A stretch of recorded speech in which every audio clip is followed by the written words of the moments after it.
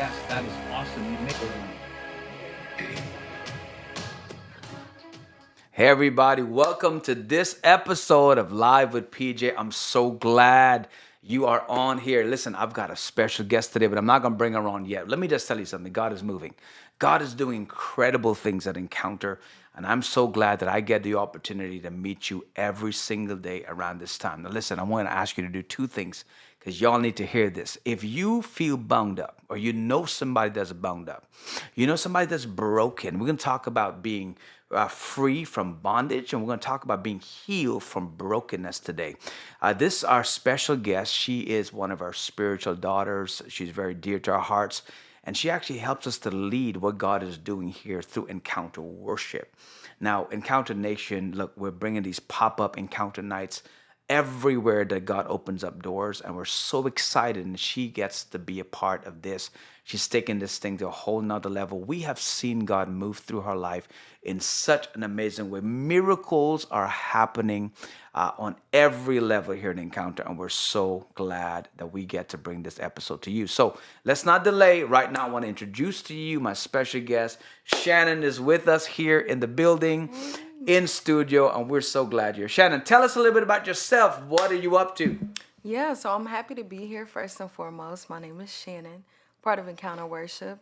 And I'm 29 years old. I'm a worship leader, part of the lead team here. Yeah. And I'm just excited to share my story and Yeah. hopefully impact some What, people tonight. listen, I got to tell you, your life is a miracle for us. When we started off our church here, I would say, we started off kind of like, man, we want to build another church, so we want people to come.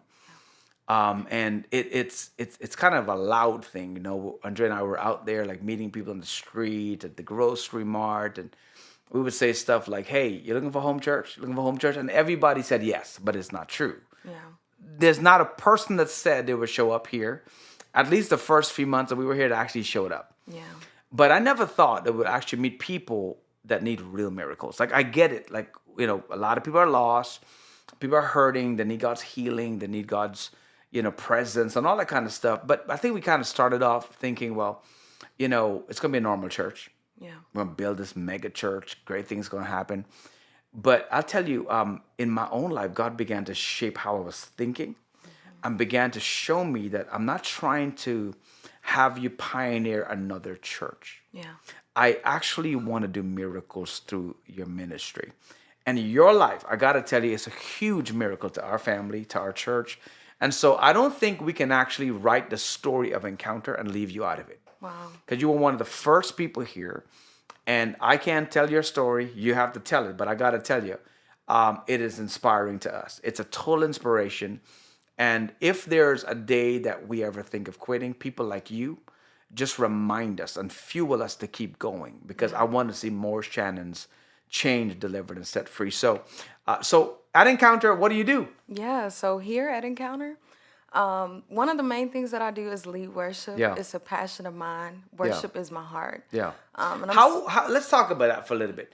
Now, when you came here, you led worship at a prior church, other ministry before, but some things have changed. Yeah. With regards to your perspective of worship and worship leading. Tell us about that. What kind of change did you experience with regards to how you lead worship and your perspective of worship? Yeah, so what changed, one of the main things that changed for me is something that you told me a while back. Yeah. You told me that worship wins the war. Wow. And when I started looking at worship like a way of fighting spiritually, Man. that's when I took on a new mindset of what worship is and what worship can do. Wow. And so worship is one of the biggest tools in my life that I use to fight. Wow. Oftentimes on Sunday mornings, I think about the things that I've been through, the things that I'm fighting for. Wow. And I use worship as a weapon to get me to the other side and to communicate with my Father and to bring people there. Worship frees people. Worship. You see, that's exactly where I was going with this, because you just said you use worship as a weapon against the enemy to win your wars. Yeah. But then you just said you're not just a worshiper, you're a worship leader. Yeah. So you're actually helping to fight for other people, helping to show them how to fight as well.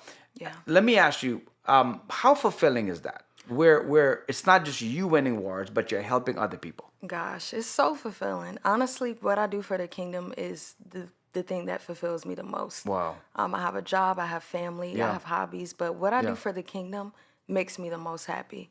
There have been Wow. moments where I came in here and I was heavy. I had things that I was carrying, but I got on that stage and I worshiped and I gave everything to God. Wow. And it freed me. And then in the midst of it freeing me, it also freed other people. I've had people walk up to me and say, "Hey, you have no idea what that Man. song did to me today or did for me." And it just helped me to understand the power of worship, and just what this gift really is, Yeah. and the impact that it can have on people. You know what's wild? There's actually one of our families an encounter. They have a little daughter. I don't know how old she is, probably 10, 11, something like that.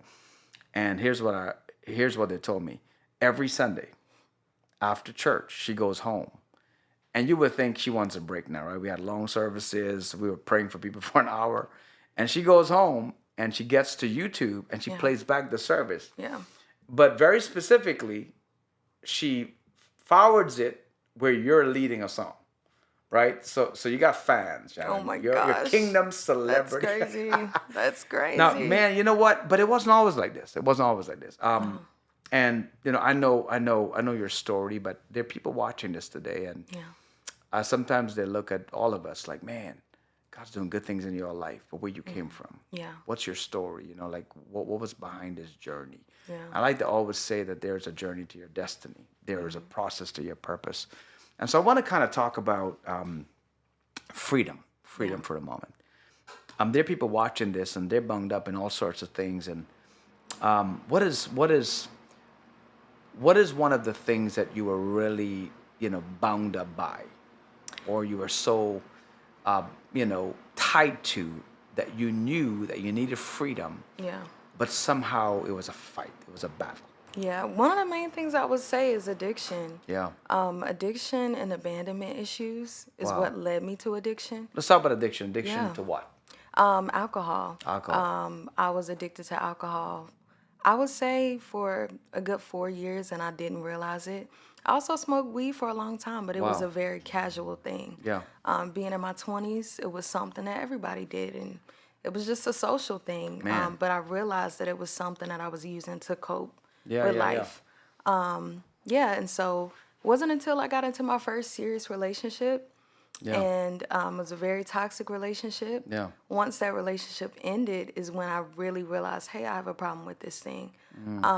We drank together, we smoked together, we did all the wrong things together. Wow. But after it ended, I found myself doing those things by myself. And so it got really lonely. It got expensive. Right, It right. got hard to the point where Did I you was... start drinking more? Of course. Yeah. Of course. I was drinking more to numb myself. Why do you feel now? Why did you do that? Like, what was the motivation? What were you feeling that drove you to drink more? I would say loneliness. I was looking to find myself. Yeah. I felt rejected because Yeah. I wasn't ready for the relationship to be over. Wow. And just having abandonment issues with my father. And so being involved with a man who Yeah, has yeah. now rejected me. Now I'm looking Wow. for fulfillment in something. right. And I just didn't want to feel. So you were dealing with two aspects here. First, you're dealing with sort of fatherlessness, Yeah. which is a painful thing. And just on the side note, man, we meet people at our church. They come in here all the time, especially guys, and they tell me, PJ, I never had a father. Yeah. And I'm like, how does that work?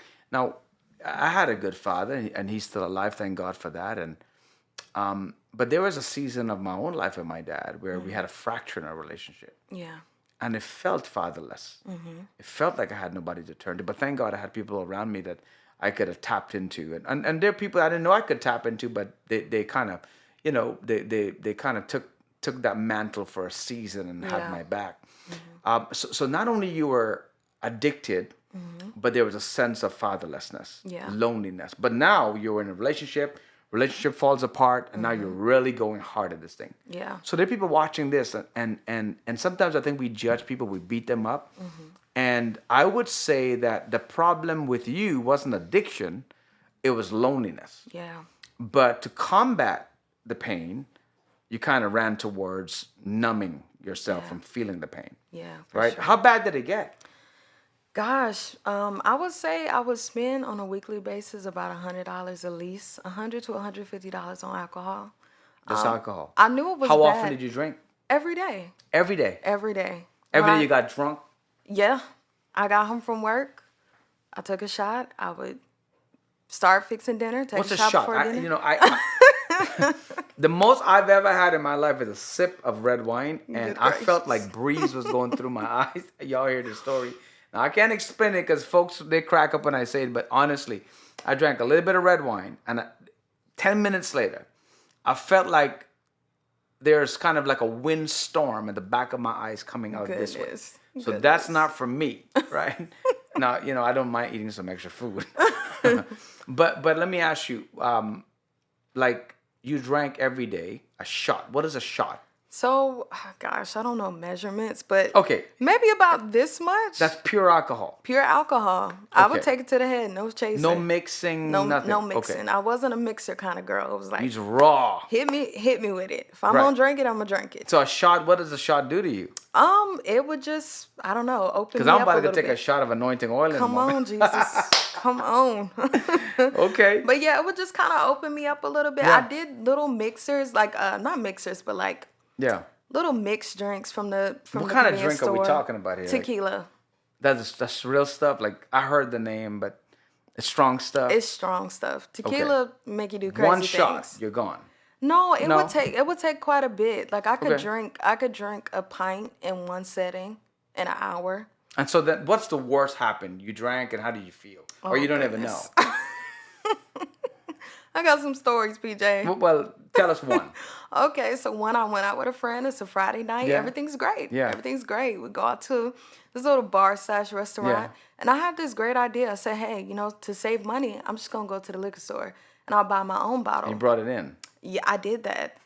A $50 bottle of That's tequila. so ghetto. Very, very ratchet. And I don't even know what measurements, but I Yeah. took it to the head a few times. Went out to the car and I'm like, hey, you stay here. I'm gonna go run out to the car, bring this back in. Brought it back in, and we had glasses, and I'm just filling up glasses. The last thing I remember from that night is asking my friend to help me to the bathroom. So we go to the bathroom in the Wow. restaurant.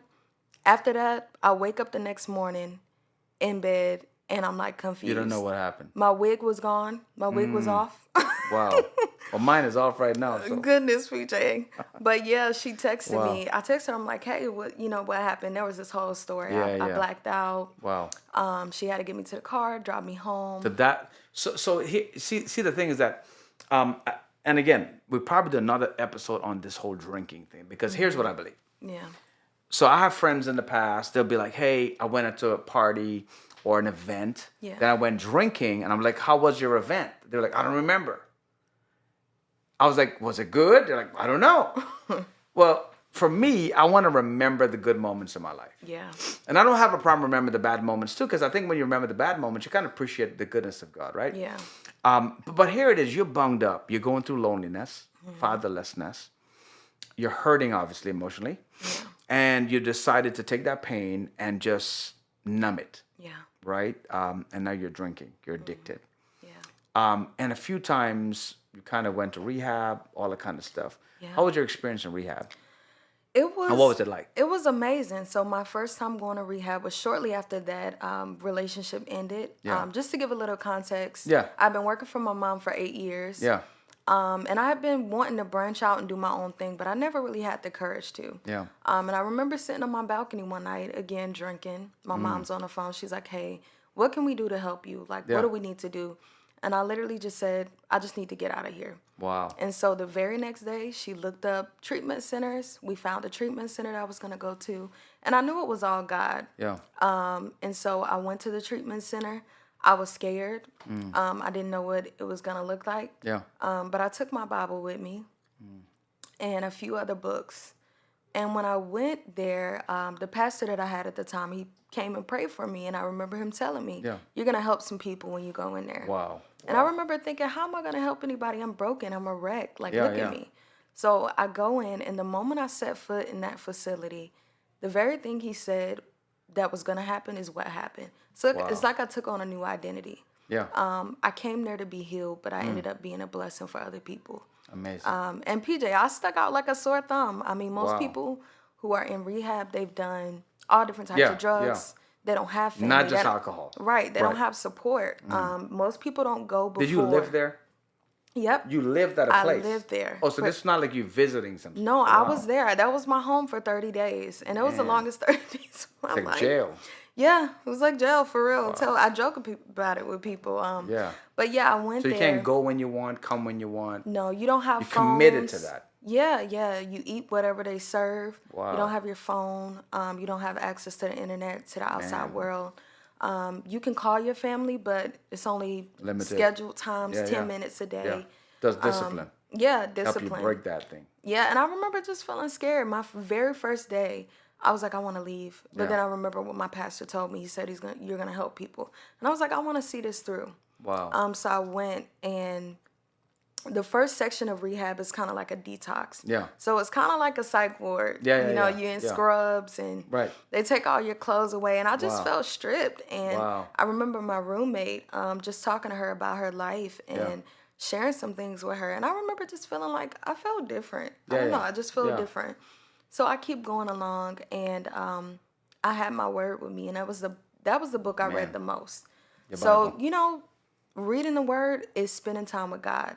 It creates intimacy. So you were allowed to read God's word, I was allowed, study, pray. and that's where my relationship with God really grew. Man. It was amazing. I never thought in rehab is where I would really find God. Man. But I went, and I was restored. I was renewed. And I had a guy come up to me one day. I was kind of having a bad day. Yeah. He said, "What's going on?" I said, "I'm okay. I'm just having a rough day." And he said, "You know what? You're the light in this place. We look forward to your smile every single Man. day. Wow. So I need you to smile." And I was like, goodness, like That's good. That's when I realized, like, wow, I can be impactful even when I'm hurting. Yeah. So 30 days later, I came home. And I remember my family telling me, "There's something different about you. You look lighter, you look better." And that was the start of my new life. You know, there's more to the story. I Right. ended up going back to rehab. Right. But after that rehab visit, I found the courage to apply for new jobs and search out a new career. Right. And I say it was the start of my life because it was like just my story getting started, the book just opening. Yeah. And so I applied for new jobs. Yeah. I got the one job that responded, was Yeah, the one yeah. that I went with, and Yeah, I was yeah. so thankful, and I'm Yeah. thankful for it today. Right, So I was right. able to build a career in finance. Yeah. But I started that job in January of 2023. I met a bunch of new people, Mm-hmm. Yeah. a bunch of new friends. Yeah.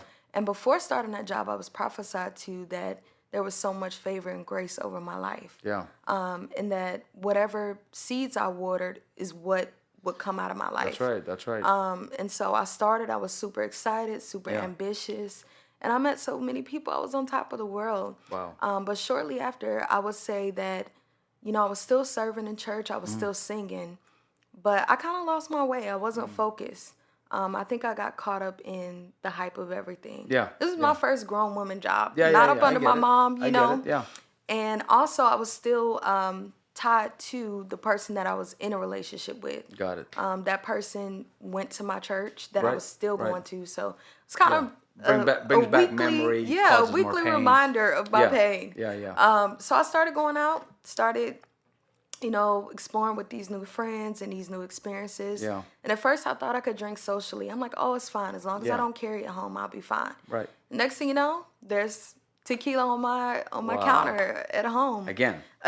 Wow. And I started going out and I started being a party girl again. And the career that I have now, I have to be a licensed representative. So I had to go through a process of getting tested, Wow. passing these tests.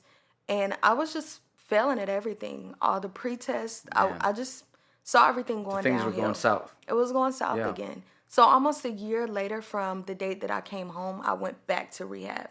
And that Wow. was 2023. This time it was different. Yeah, yeah. I was ashamed Right. because I couldn't believe a year later I'm back in this You're back place. there, And I yeah. even wondered, would I see people that I knew from before? Yeah. The crazy thing is I got the same counselor that I had the Yeah. year before. And I'll never forget my first meeting with her. Wow. She was like, Shannon, oh my Yeah, yeah. gosh. And I'm like, I'm back. You Yeah. happy to see me? Are you? Yeah. are you for real? And she was just like, I'm happy that you're here. Wow. And again, I went through this process. This time I took my Bible and I took study materials for my Yeah. job because I'm like, hey, when I get back, if this job is meant for me, I'm going to hit it hard and I'm going Yeah. to pass these Yeah. tests. And again, I found myself digging into the word. And this time it was so funny.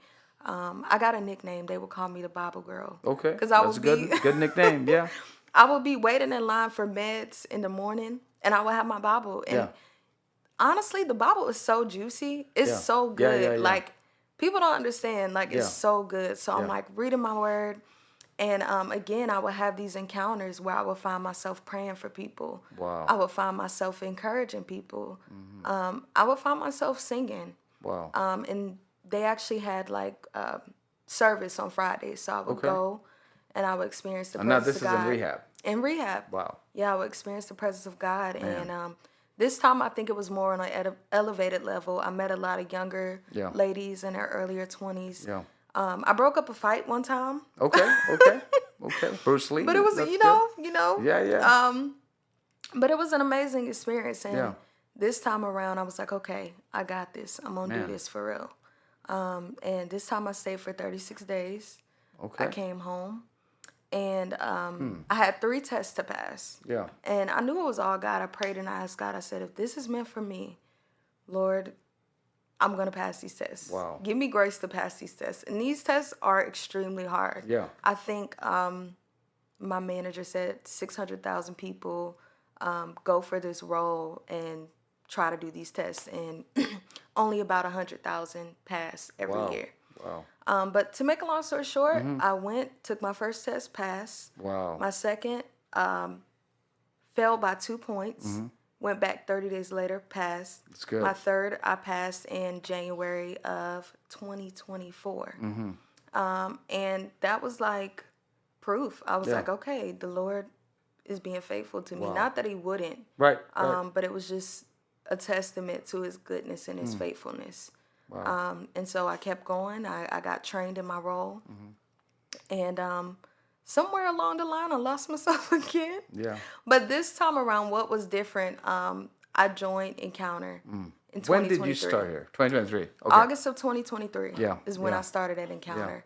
And that was after my first rehab stint. Yeah. I actually came here the week, or that was my second one. I came here the weekend that I got out of rehab. Yeah. I A remember you friend telling invited that, yeah. me, and this was my second time. Wow. And I was finally at a place Wow. where I was like, maybe I need to, try something different. Maybe Yeah. I don't need to be surrounded around all the things that remind me of my past. That's right. That's right. So I came here and I talked about it when I shared a message back in March Yeah. that I'm a phone girl and I'm Yeah. always like looking at notifications, but I came in, my phone stayed on the seat the whole service. Wow. I remember feeling the presence of God and I just remember being locked into the stage and what was going on. Yeah. Yeah. And I just knew I had to come back. And I came back on a Tuesday. You told me, hey, if you come back 2 more times, you're stuck. And Wow. I came back 2 more times and And you stuck. I'm stuck. 2 years later, Wow. I'm still here. So what was the turning point? Now, obviously, you're dealing with brokenness, Yeah. addiction. You just came out of rehab again. Yeah. Came to Encounter. What was the turning point where you're like, this is it? Yeah. God's broken this chain. He's starting to. Now, sometimes people feel like healing is instantaneous, especially emotional healing. Yeah. And I do believe that God does start a work, but just like transformation, it's a process. Yeah. I believe transformation starts with salvation, but I believe to kind of see, the us in Christ, not so much Christ in us. I believe it's a process. God takes us from glory to glory. What was the turning point though, where you're like, man, something shifted, something changed? I think one of the most important things is coming to Encounter. And I'm not just saying that because Yeah, you're yeah. my leader. Yeah, yeah. But like I said, I came here August 2023 after my second stint. Yeah. I started singing shortly after. Yeah. And over the months, I just got plugged in. I got closer to you guys. Yeah. And I remember showing up even when I felt a little silly for showing up. But I was like, I want to be involved in what's happening. Yeah. And the more I showed up and I got plugged in, I try to stress to people the importance of community and really being Wow. plugged into Wow. a church. It transformed me. It changed who I am. The person that I am today is not who I was a year ago, definitely not 2 years ago. But being a part of this church with real people who preach the word of God, Yeah. so many Sundays where I was convicted by the word, Yeah. so many times where I went home and I had to reevaluate my life. Wow. And just having an honest heart, a pure Yeah. heart that wants to seek Jesus and to take on everything that comes with Jesus. And that's what changed everything for me. The months went on. I don't even remember when, but I picked up another Wow. drink in 2024. Yeah. And I was dealing with shedding off old Yeah. friendships that Yeah. I thought were going to be lifelong. Yeah. Dealing with a lot of painful things and Wow. along with rejection.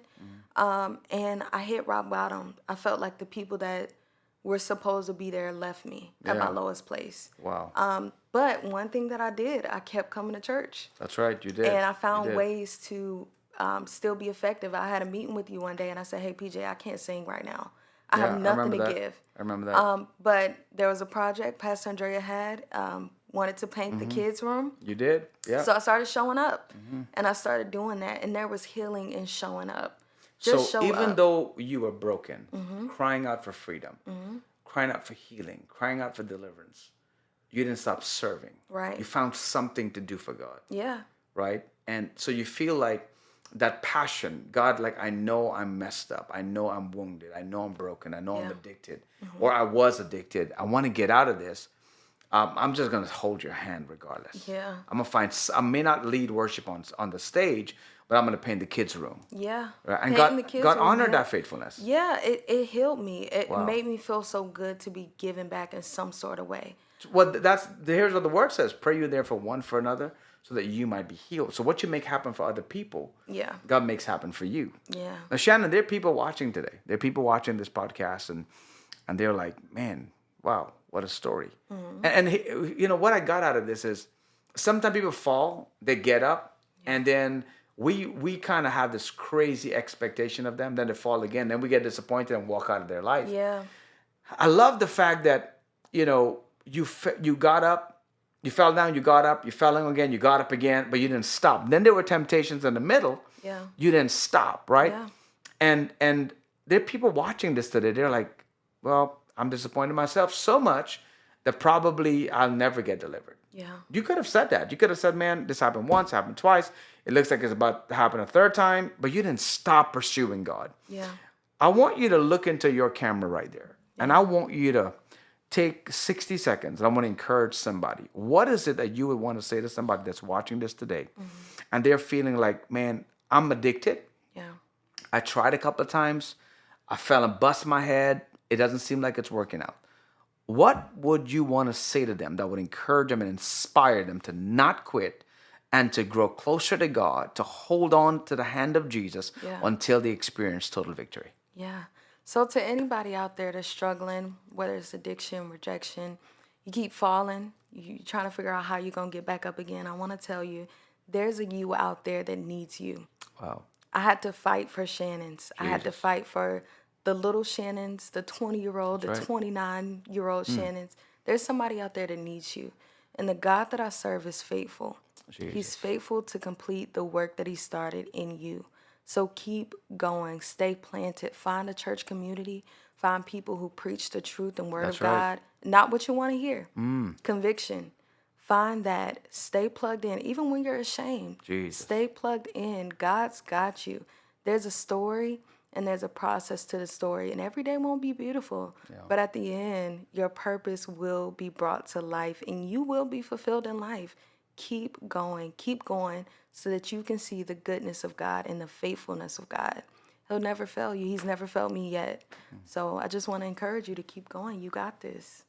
I just appreciate your honesty and just your transparency, because I really believe that sometimes the greatest gospel preach is not the gospel that we actually preach through microphones, but the gospel that we live. Yeah. And so I just want to say thank you for being on here and being open. And just, it's kind of like you're hanging yourself out to dry so somebody else can experience their freedom. Yeah. And so, hey, I'm so grateful for everybody that's connected to this episode today. Shannon is such an amazing young lady. God is using her in such an amazing way. And I want you to know, if God did it for her, God could do it for you. I want you to know this. God is more than able to turn your mourning into dancing and your sorrow into joy. I want to ask you, if this has blessed you, I want to ask you to share it and send us a message. Let us know how this episode, this broadcast has blessed you and changed your life today. Also, if you want to support our ministry in any way, the website is on the page. Go there, grab some merch. You can give there. Share it with some friends too that are broken, that are addicted, that are really hurting, that are in bondage, so that God could use this message to bring hope and freedom to their life as well. We have a saying here at Encounter, and I want to leave you with this. One encounter with Jesus changes everything. I'll see you soon.